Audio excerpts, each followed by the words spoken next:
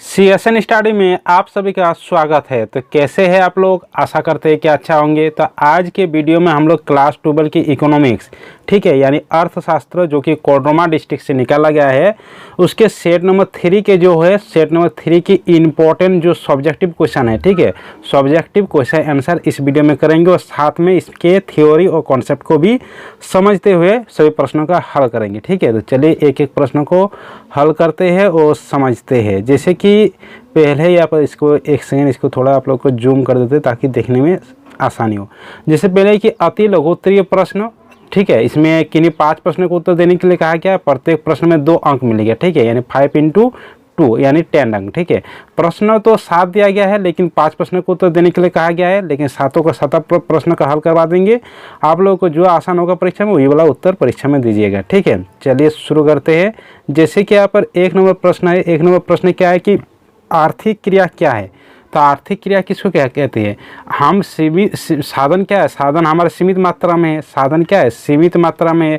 तो सीमित साधनों का हम लोग किस प्रकार मतलब उपयोग करें कि जिससे कि हमारे आवश्यकता संतुष्टि हो जाए, उसी को कहा जाता है आर्थिक क्रिया। तो आर्थिक क्रिया क्या है?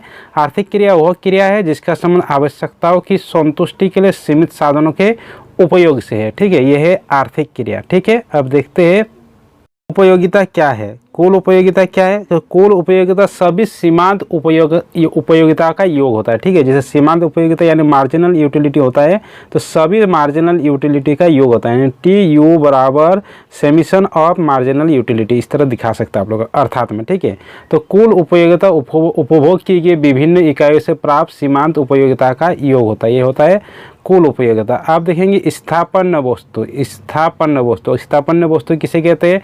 स्थापन्न वस्तु वे होते हैं जो एक वस्तु के बदले दूसरे वस्तु का प्रयोग किया जाता है। जैसे चाय के बदले कॉफ़ी, पेप्सी कोला के बदले कोको कोला, तो वह स्थापन्न वस्तु। तो स्थापन्न वस्तु ये संबंधित वस्तु है जो एक दूसरे के बदले एक ही उद्देश्य के लिए प्रयोग की जा सकती है। उदाहरण के लिए चाय और कॉफ़ी, पेप्सी कोला और कोको कोला आदि, ये सब क्या है? स्थापन्न वस्तु। ठीक है, अब देखेंगे उत्पादन फलन। ठीक है, उत्पादन फलन की परिभाषा दीजिए। तो उत्पादन फलन क्या किसे कहते हैं? जैसे किसी वस्तु को निर्माण करने के लिए जो भी साधन उपयोग किया जा रहा है, यानी इनपुट उपयोग किया जा रहा है, उसके वह और उस वस्तु के जो निर्माण किया जा रहा है, उसमें जो उत्पादन हो रहा है, उसके बीच जो फलनात्मक यानी उत्पादन फलन होता है। उत्पादन फलन का अगर देखेंगे प्रोडक्शन बराबर फंक्शनल ऑफ उस साधन में, जैसे P डैश, इस तरह से दिखा सकते हैं। ठीक है, तो उत्पादन फलन क्या है? उपादानों यानी इनपुट्स, यानी जो उस वस्तु के निर्माण करने के लिए जिस साधन का प्रयोग किया जा रहा है, एवं उत्पादनों के फलनात्मक संबंध को उत्पादन फलन कहा जाता है। ये क्या है? उत्पादन फलन। अब देखेंगे अगला प्रश्न, जैसे कि 5 नंबर है कि वस्तु विनिमय प्रणाली किसे कहते हैं? तो वस्तु विनिमय प्रणाली क्या है? जैसे 2 व्यक्ति है, तो 2 व्यक्ति के बीच वस्तु का अदला बदली, पहला व्यक्ति इस दूसरा व्यक्ति को कोई कुछ वस्तु देगा, दूसरा व्यक्ति पहला व्यक्ति को कुछ वस्तु देगा, तो आपस में वस्तुओं का अदला बदल को कहेंगे वस्तु विनिमय प्रणाली। वस्तुओं की वस्तुओं अथवा सेवाओं के साथ प्रत्यक्ष अदल बदल की प्रणाली को वस्तु विनिमय प्रणाली कहा जाता है। ठीक है, अब प्रश्न देखेंगे अब कि बैंक दर किसे कहते हैं। तो बैंक दर क्या है? जैसे कि हम लोग ब्याज दर जानते हैं ना, आप लोग बैंक से हम लोग जैसे लोन लेते हैं, तो बैंक से जब लोन लेते हैं तो बैंक के द्वारा जो कुछ इंटरेस्ट रेट लगाया जाता है, कुछ ब्याज दर लगाया जाता है। ठीक है, तो वह हुआ ब्याज दर। तो हम लोग लोन कहाँ से लेते हैं? वाणिज्यिक बैंक या साधारण बैंक से लेते हैं। तो उसी तरह जब वाणिज्यिक बैंक या साधारण बैंक RBI से लोन लेता है, तो RBI से मतलब पैसा लेता है, तो RBI के द्वारा जो दर लगाया जाता है उसी को कहा जाता है बैंक दर। ठीक है, तो बैंक दर किसे कहते हैं? देखिए, बैंक दर वह दर है जिस पर किसी देश का केंद्रीय बैंक यानी RBI व्यापारिक बैंक को सरकारी एवं अन्य स्वीकृत प्रतिभूतियों को जमानत पर ऋण प्रदान करता है, तो उसी की दर को क्या कहा जाता है? बैंक दर। ठीक है, अब अगला देखेंगे 7 नंबर प्रश्न है कि पूर्ण रोजगार को परिभाषित कीजिए। तो पूर्ण रोजगार क्या है? पूर्ण रोजगार से तात्पर्य वो सभी व्यक्ति जो काम करने की इच्छा रखते हैं, उस कार्य को करने की योग्यता और सामर्थ्य रखते हैं, उन्हें प्रचलित मजदूरी दर पर मनचाहा रोजगार प्राप्त हो जाता है, उसी को कहा जाता है पूर्ण रोजगार, यानी सभी को रोजगार मिलेगा। तो ये हुआ 7 नंबर का। अब देखेंगे लघुत्तरीय प्रश्न, जो कि थोड़ा इसमें कुछ उसके तुलना में कुछ लंबा प्रश्न उत्तर होगा। इसमें कहा गया कि 5 प्रश्न का उत्तर, प्रत्येक प्रश्न में 3 अंक मिलेगा, यानी 5 × 3 15 नंबर मिलेगा। ठीक है, जैसे कि आप देखते हैं 8 नंबर प्रश्न है कि सीमांत उपयोगिता एवं कुल उपयोगिता के बीच संबंध बताइए। तो सीमांत उपयोगिता एवं कुल उपयोगिता के बीच संबंध निम्नलिखित है। देखिए, जब सीमांत उपयोगिता धनात्मक होगा तो कुल उपयोगिता बढ़ती जाएगा, ठीक है। जब सीमांत उपयोगिता का मान 0 होगा तो कुल उपयोगिता अधिकतम होगी। जब सीमांत उपयोगिता ऋणात्मक हो जाएगी तो कुल उपयोगिता घटती जाएगी। इसको आप ग्राफ से भी देख लेते हैं, ठीक है। परीक्षा में आप लोग ग्राफ दिखाइएगा, ठीक है। इससे जैसे कि यहाँ पर एक्स अक्ष है, इधर है वाई अक्ष। यहाँ पर मार्जिनल यूटिलिटी यानी सीमांत उपयोगिता लिए, यहाँ पर टोटल यूटिलिटी यानी कुल उपयोगिता लिए, ठीक है। तो यहाँ पर देखिए, जब सीमांत उपयोगिता जब धनात्मक है तब कुल उपयोगिता क्या हो रही है, बढ़ रही है। जब मार्जिनल यूटिलिटी पॉजिटिव तो टोटल यूटिलिटी वृद्धि। जब सीमांत उपयोगिता यानी MU 0 है तो कुल उपयोगिता क्या है, मैक्सिमम है। जब मार्जिनल यूटिलिटी बराबर 0 तो टोटल यूटिलिटी बराबर मैक्सिमम, ठीक है। अब क्या है, जब मार्जिनल यूटिलिटी यानी सीमांत उपयोगिता ऋणात्मक है तो कुल उपयोगिता घट रही है। जब मार्जिनल यूटिलिटी ऋणात्मक तो टोटल यूटिलिटी घट रहा है, ठीक है। ये ग्राफ से भी देख लिए। अब अगला देखते हैं, यहाँ पर अगला प्रश्न है कि मांग में विस्तार एवं मांग में वृद्धि में अंतर स्पष्ट करें। मांग में विस्तार एवं मांग में वृद्धि में क्या अंतर है, तो दोनों में अंतर निम्नलिखित है, जो कि नीचे दिया गया है। देखिए, मांग में विस्तार क्या है, यह एक ऐसी दशा है जिसमें अन्य बातों के समान रहने पर केवल कीमत में कमी के कारण वस्तु की मांग बढ़ जाती है। मांग का विस्तार केवल कीमत के कारण होता है, ठीक है, यानी कीमत में कमी होगा तो वस्तु की मांग बढ़ जाएगी। लेकिन मांग में वृद्धि कीमत के अलावा और भी बहुत सारे साधन, जैसे अगर लोगों के आय में वृद्धि होगी, लोगों की रुचि में परिवर्तन हो गया तो मांग में वृद्धि होगी। यह एक ऐसी दशा है जिसकी कीमत के अलावा अन्य घटकों के कारण वस्तु की मांग में वृद्धि होती है।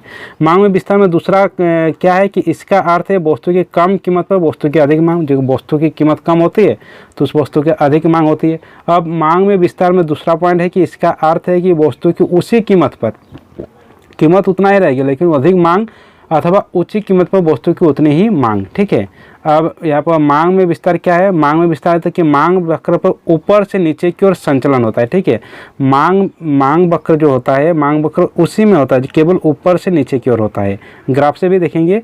और मांग में वृद्धि क्या होता है, मांग वक्र दाएं या ऊपर की ओर स्थानांतरित हो जाता है, ठीक है। मांग वक्र पहले यहाँ रहता है फिर ऊपर की ओर स्थानांतरित हो जाता है। मांग में विस्तार क्या होता है, मांग वक्र नहीं बदलता है लेकिन मांग में वृद्धि मांग वक्र बदल जाते हैं, ठीक है। इसको ग्राफ से भी देख लेते हैं। इधर है मांग विस्तार, सबसे पहले देख लेते हैं। जैसे कि यहाँ पर इधर एक्स अक्ष है, एक्स अक्ष में मांगी गई मात्रा लिए, इधर है वाई अक्ष में कीमत लिए, ठीक है। वाई अक्ष में कीमत लिए। देखिए यहाँ पर क्या है, जब वस्तु की कीमत है 5 रुपये तब उसकी मांग कितनी है, 10 इकाई। जैसे कि वस्तु की कीमत घट के 3 रुपया हो गया तो उसकी मांग में वृद्धि होगी, 20 रुपये होगी, ठीक है। देखिए यहाँ पर मांग में विस्तार हो रहा है। तो एक सेकंड, यहाँ पर मांग में विस्तार किस तरह का हो रहा है, जैसे कि पहले ए बिंदु था, फिर कहाँ पर आया, इस बिंदु पर है बी बिंदु, यानी मांग में विस्तार हुआ, मांग में विस्तार हुआ। लेकिन मांग वक्र नहीं बदला, मांग वक्र वही है जो पहले था वही है। ये हुआ मांग में विस्तार। अब देखेंगे मांग में वृद्धि। मांग में वृद्धि जैसे कि इधर एक्स अक्ष है, इधर वाई अक्ष है। एक्स अक्ष में मांगी गई मात्रा लिए, वाई अक्ष में कीमत लिए, ठीक है। वाई अक्ष में कीमत लिए।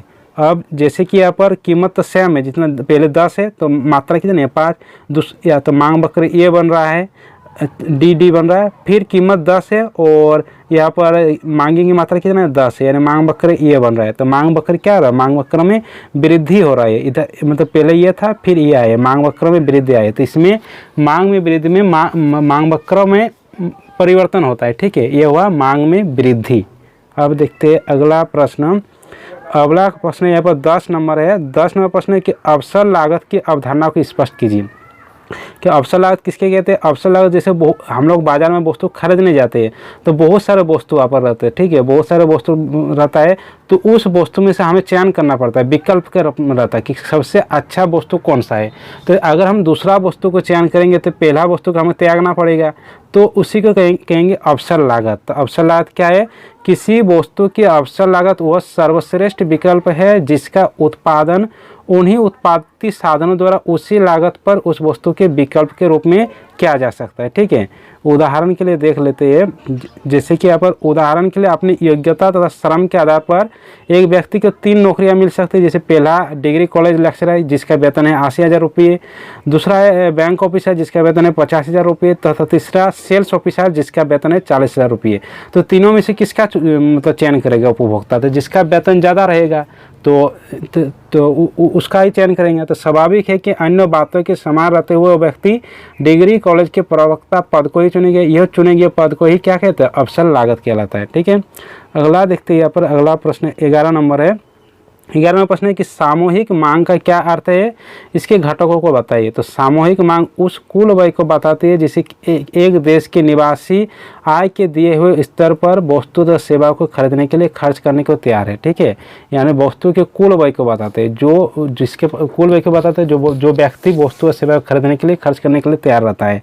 सामूहिक मांग को घटक अब देख लेते हैं कि निम्नलिखित घटक है, जैसे कि घरेलू क्षेत्र का उपभोग जिसको सी से दर्शाते हैं, निवेश यानी इन्वेस्ट आय से दर्शाते हैं, सरकारी उपभोग यानी गवर्नमेंट, शुद्ध निर्यात यानी आयात माइनस निर्यात एक्स माइनस एम से भी इसको दिखाते हैं। ठीक है, अगला प्रश्न यहाँ पर है 12 नंबर। 12 नंबर प्रश्न है कि एक अर्थव्यवस्था में बढ़ी हुई आय का 20% बचत कर लिया जाता है तो आय में कितनी वृद्धि होगी। ठीक है, प्रश्न यहाँ तक ही दिया गया है, लेकिन प्रश्न पूरा नहीं दिया गया है। प्रश्न को थोड़ा आगे बढ़ाए तो इसको सोल्यूशन तभी संभव होगा, नहीं तो इसका सोल्यूशन नहीं होगा, प्रश्न अधूरा है। तो इसको आगे बढ़ाना होगा यदि निवेश में वृद्धि 10,000 रुपये होती है। ठीक है, ये पूरा प्रश्न है। तो देखिए यहाँ पर बचत कितना है? 20% बचत यानी मार्जिनल परपेंडिकुलर टू सेविंग कितना है? 20%। 20% को अगर चेंज करेंगे तो 20 डिवाइड 100 0 कट जाएगा।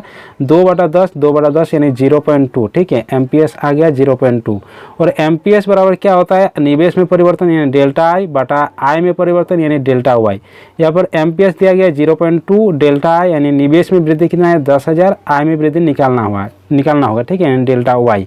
तो यहाँ पर डेल्टा वाई इसको ऊपर नीचे कर देंगे, डेल्टा वाई इधर आ जाएगा, 0.2 नीचे आ जाएगा। तो 10,000 पॉइंट बटा 0.2 पॉइंट हटाएंगे 10 होगा ऊपर में, 2 5 10 यानी 5 और 10,000 गुना करेंगे 50,000 यानी आय में वृद्धि कितना होगी? 50,000 रुपये। ठीक है, अब अगला प्रश्न यहाँ पर देखते हैं। अगला प्रश्न यहाँ पर है 13 नंबर कि खुले बाजार की क्रिया क्या होती है, कैसे ऋण की उपलब्धता को प्रभावित करती है। तो खुले बाजार की प्रक्रिया क्या होती है? खुले बाजार की प्रक्रिया में आरबीआई सरकारी प्रतिभूतियों को वाणिज्यिक बैंकों से खरीदती है या उसको बेचती भी है। ठीक है, तो खुली बाजार की प्रक्रिया वही है। खुली बाजार की प्रक्रिया का अंतर्गत आरबीआई सरकारी प्रतिभूतियों की वाणिज्यिक बैंकों और वित्तीय संस्थाओं से खरीद और बिक्री करता है। ठीक है, अब आगे इसको देखते हैं। जब बाजार में मुद्रास्फीति अधिक होती है तो आरबीआई सरकारी प्रतिभूतियों को बैंकों को बेच देती है। तो बैंकों को बेच देती है जिससे कि बैंकों का पैसा आरबीआई के पास हस्तांतरित हो जाए और बैंकों की ऋण प्रदान करने की क्षमता में कमी आ सके। ठीक है, वही दूसरी ओर जब बाजार में मुद्रा की आपूर्ति अधिक है तो आरबीआई उस बैंकों से प्रतिभूति खरीद लेती है जिससे कि आरबीआई के पैसा बैंकों के पास आ सके और बैंकों के ऋण प्रदान करने की क्षमता में वृद्धि हो सके, जिससे कि बाजार में तरलता को बढ़ा सके। ठीक है, अब अगला प्रश्न यहाँ पर 14 नंबर देख लेते हैं। 14वां प्रश्न है कि बजट का क्या अर्थ है? संतुलित एवं घाटे के बजट में अंतर बताइए। तो बजट क्या होता है? एक वित्तीय वर्ष में आय और व्यय का लेखा जोखा होता है बजट। तो बजट क्या है? बजट का अर्थ है कि एक वित्तीय वर्ष में आय एवं व्यय का लेखा जोखा होता है। ठीक है, सो आप देखेंगे संतुलित बजट एवं घाटे के बजट में अंतर निम्नलिखित है। देखिए संतुलित बजट का होता है जब खर्च और जब आमदनी यानी जब आय दोनों बराबर होगा तो उसको कहेंगे संतुलित बजट। ठीक है, और घाटे के बजट कब कहेंगे? घाटे के बजट कहेंगे जब व्यय ज़्यादा होगा और आय कम होगा तो उसको कहेंगे घाटे की बजट।